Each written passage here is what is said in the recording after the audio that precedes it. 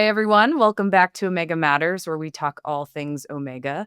I am Kristina. This is Bill, and we have Dr. Easton Bryant on today, who is a pharmacist and a practitioner, someone who uses the tests in the real world, uses our omega-3 testing. And so today's going to be a little different.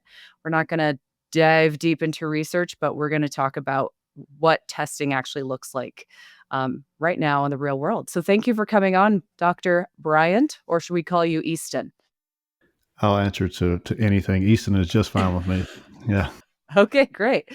Thanks so much for coming on. So can you tell us a bit about yourself and your practice?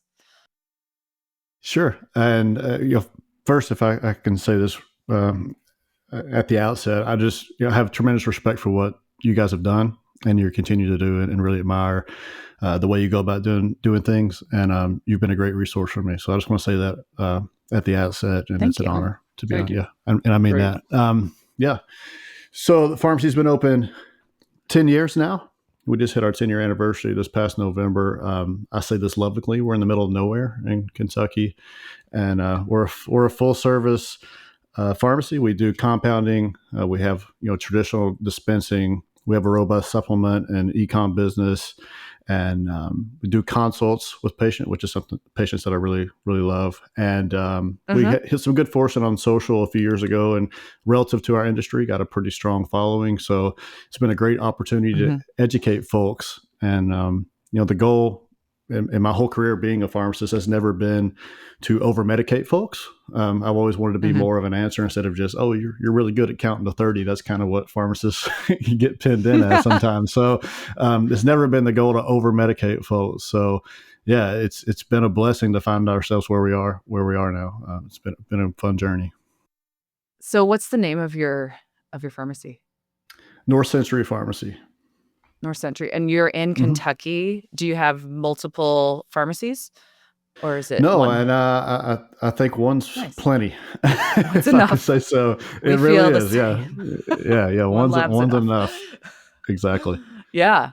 So you're able to be there and be really involved, and I think that shows. It's like a lot of small businesses. It's just when that ownership is there and the people who really care about it, it really makes it a unique place to go. Because you think about pharmacies, you can go to all these, chains and things, but to think about going to independent pharmacies and the difference that it sounds like you guys have just a totally different idea of how to treat people or how to work with people on their health. So do you want to go into that a little bit more about how you interact with your would you call them your patients or your clients? I'm not sure for pharmacies. Well, it depends. We found ourselves in this, kind of unique situation where we have a one-to-many approach online with folks, and then we do virtual, one-off consults, and then they have the opportunities to work with us deeper as well. So traditionally in the pharmacy, they're patients if they're local and coming in all the time, but if they're virtual or whatever, they can be customers, clients. It doesn't really matter. We treat them all the same. Okay. We try to treat everybody like family, So. And just on that same note, I will say, as passionate as I am about, foundational approaches and prevention, disease prevention, and instead of prescription dependence, I do love modern medicine. I never want to sound like I'm talking out of both sides of my mouth or sound like a hypocrite. But the big thing for me is that, we should be very appreciative of modern medicine, and at the same time, it should not be first line for every condition every time. And that's kind of where we found ourselves in America. So it's all about balance for us. And that's what we go for. Well, that's just surprisingly rational. It sounds just very good. Pretty, like very it good. should be. What a concept, right? Yeah, I know.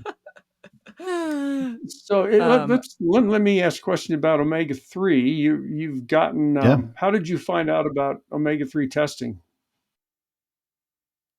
Actually, a colleague reached out to me.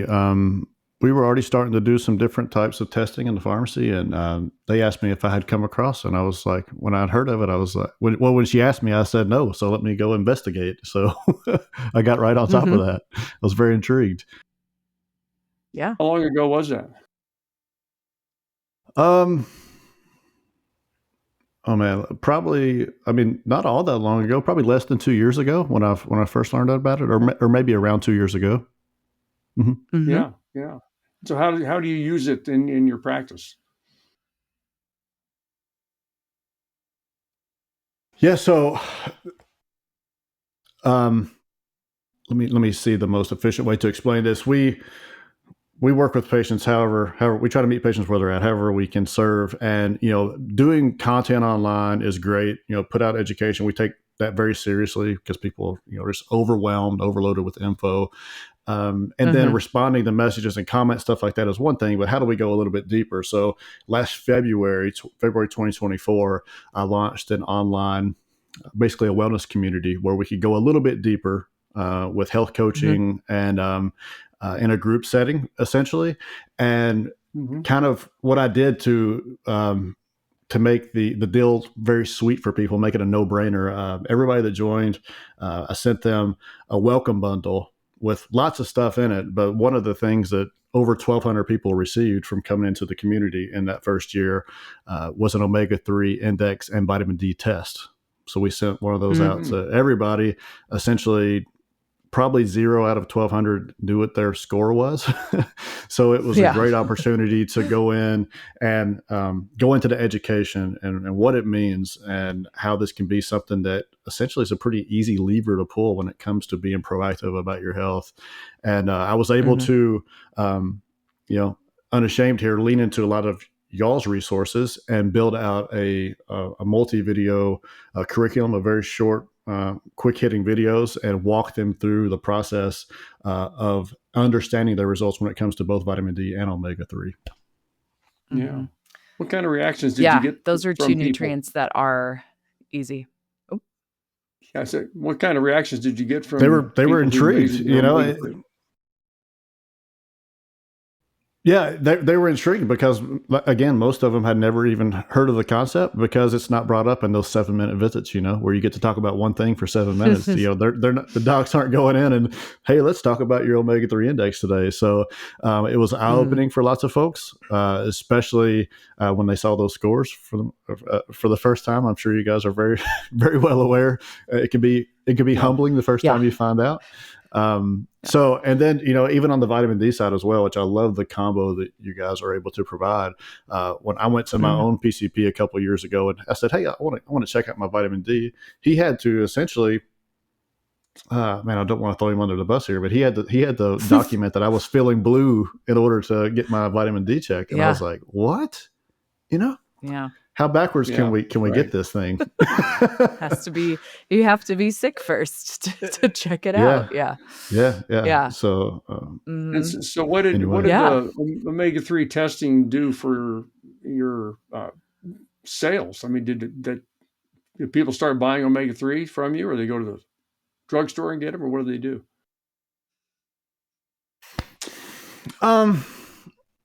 Yeah, I mean, I'm sure there was an uptick in sales, and I do, I, I'll say it again. We try to treat patients, customers, clients like family, and I try to be as transparent as I can with any information we give. With that being said, there are some supplements that you could probably get by with grabbing it from a big box store and be okay. Omega-3 is not one of those. And I really go into lots of education about that.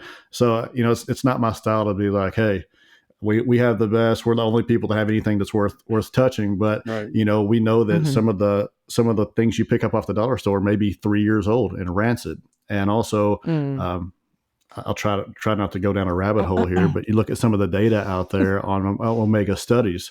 A lot of them have been terribly underdosed and then tracked for a really short amount of time. So it's something that takes a lot of TLC when it comes to educating on omega-3s and what the expectations are as well. Mm-hmm. Yeah, we've experienced that as well. It's a lot of you can find it. You can look at the supplement facts panel, but there's just so many choices. I think that overwhelms people. And then it's really hard to tell quality and dose and what's going to work for them cost-wise. So it is nice to have some guidance from trusted practitioners. And we try to also be kind of agnostic of like, there are a lot of great options, but not every Mhm. option is great. And it's important to know your level so you kind of have an idea of how much you should take to have an impact on health. Because if you're, taking a random supplement twice a week or something, you're still not gonna have a very good score, and that surprises people. So just tons of education, I feel like, is what we're doing.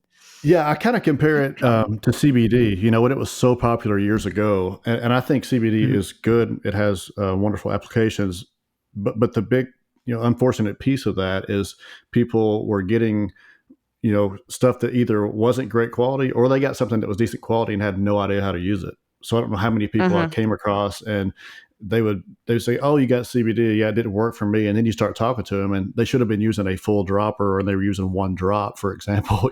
So it's Yeah. one of those things. And then, like, if somebody grabs an Omega off the dollar store shelf and takes it for 5 days, religiously, and nothing happens, if they don't have those Right. expectations, education, just the importance of it. I know I'm preaching to the choir here with you Yeah. guys, but it can't be Yeah. overstated. Yeah. Yeah. Yeah. How often do people come back for a second test? Again, I'm not as pushy as maybe I should be a lot of times, but I do have right now. I Yeah. have some parents of pediatrics, and we're looking at doing 3 months initially. And a lot of Mm. people understand an A1C. I like to compare it to that. If you guys have different thoughts on that, I'd be glad to hear it. Mhm. But I like to compare it to that. It's not something that's going to shift week to week. Yes. So expectations Right. again, this is going to take time. So obviously no sooner than 90 days. And we want to take, Mhm. I don't know, we look at the whole picture as far as what's sensible for them as well. Right. Mhm. Right. And people are I typically will, willing to do a second test. yeah, if they're in it, if they're committed, and I have those very frank conversations with folks too. There's so many things that we offer and that we can help with, but it's like, honestly, I don't want you to do this at all unless you're committed for 90 days, or there's Mhm. just no Yeah. point in you doing it if you're not going to be committed to it. I don't want you to waste your money, and I want to lay those Mhm. expectations out. Right. And I will say as well, with the course that I was able to build out with Omega-3 and vitamin D, of course, I was able to put together a nice little sheet. If your score is this, then take this, Yeah. take this much of this. So we do Mhm. tie those back to our products. However, they can do what they want with the info, but we do have that guidance. If your score is 5.5, then take X number of these. Yeah. Yeah. And we've done work on that to try to give good recommendations. But it's still not a guarantee. Like, that's where we still see individual variation in response, even if they're very diligent in taking it. There could be little bioavailability issues, their own digestion and fat absorption. And so I love having a good recommendation, but also the test is, to me, the ultimate, because some people just need more, some need less, some have more background diet. Like, it's biology we're dealing with, and so there's more than one variable, even though the supplement is very powerful in changing the omega-3 index. It's not the only thing happening. I'm sure you guys love this term that what gets measured gets improved, right? Yeah. Yep. Well, And yeah, that's We that's kind of do. where we I think went. it's When I rolled out the yeah. community, and offered the testing as part of that welcome bundle for the over 1,200 people, that felt right to me, because we had good Mhm. fortune and had some really great sales kind of out of nowhere online. It's like, oh, all of a sudden people are, Mhm. it's great that they trust us, that they're buying from us, and then it was like, well, Mhm. now what? So it's Yeah. not just blindly taking something. It's what's happening, what's the outcome from it, because we want to Yeah. build long-term relationships with folks. This is not, and we don't have an e-com business where it's, Mhm. we do the math. It's like, if we can get X number of people to buy one time, we'll Mhm. be in a good financial shape. Yeah.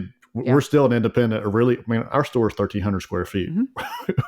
We're a Yeah. small Oh, business, Yeah. literally a small business. So, Yeah. we still have that yearning to, like, build real relationships and have long-term relationships with folks.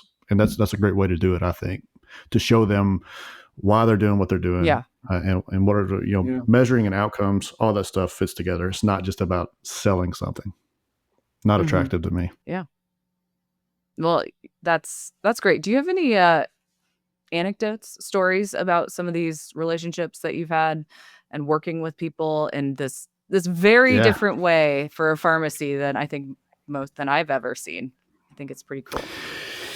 Yeah, and if I can set the stage for a couple of pediatric stories, the first thing that ever kind of went crazy for us online, or one of the first things I should say, was a video I did on the importance of magnesium and omega-3s, not only in children but adults alike, and that really I had no idea what was going to happen. And I think one of my technicians sent me a text. They were like, "Have you seen this video you put up today?" I was like, "What?"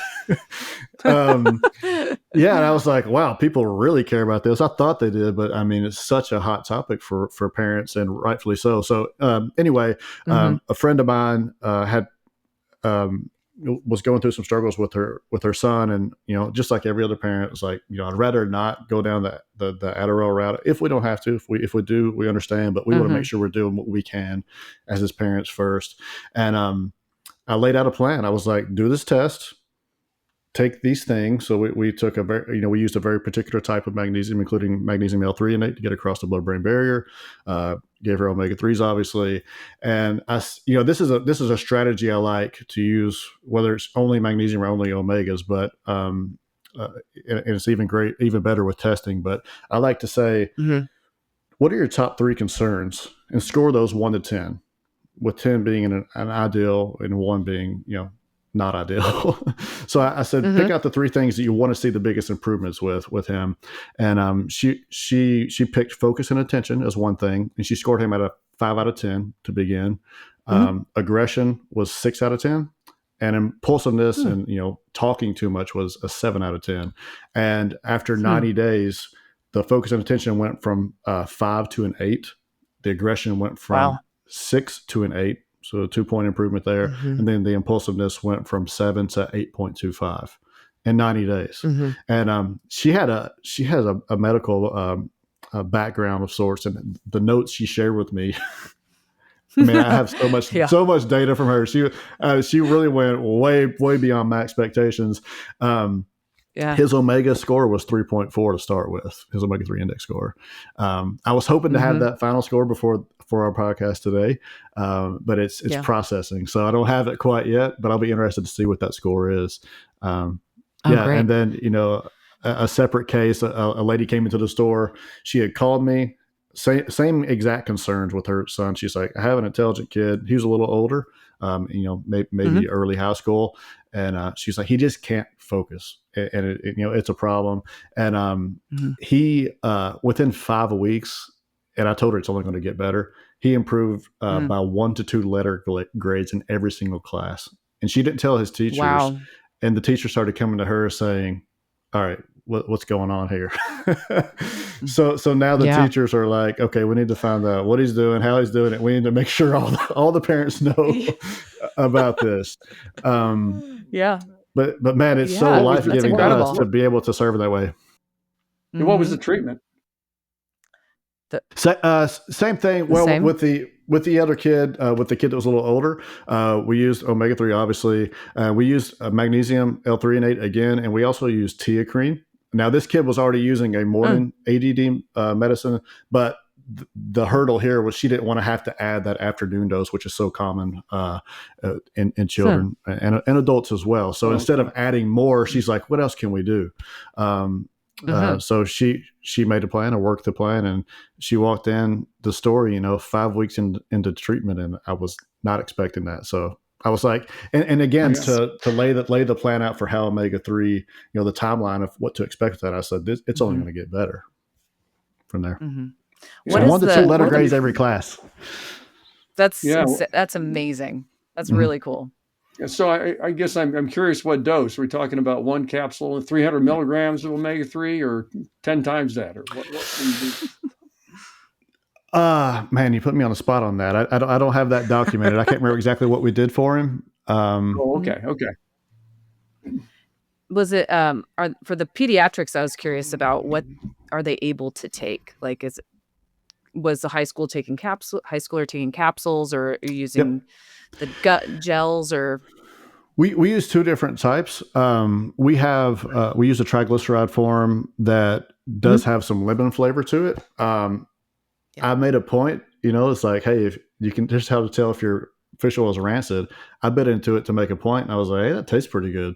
So I call those chewable.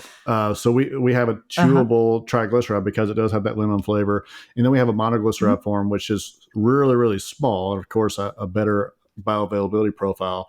So we have basically those two core options: a small one that you swallow, or the one that's bigger, but you can chew it essentially. Okay. Or swallow it. Yeah. Because that's a huge barrier. I mean, especially if talking about my kids, gosh. it's how do we actually? Hey, at the end of the day, I'm a pharmacist, and at the end of the day, I'm a pharmacist, and compliance is everything. It's like, you can make all the suggestions you want to, but if they're not doing the thing, whatever the thing is, what's your expectation, really? Yeah. It's the same in research, but we don't measure it enough to be like, was the study actually a reflection of changing biology, or a reflection of people's behavior, whether or not they did something that you thought they were doing? We need to do a lot better in research, I think, in reporting that and analyzing data around people who actually did the thing that the study was about. So that's my soapbox. Well, this has been fantastic. Is there anything else that you wanted to chat about or share?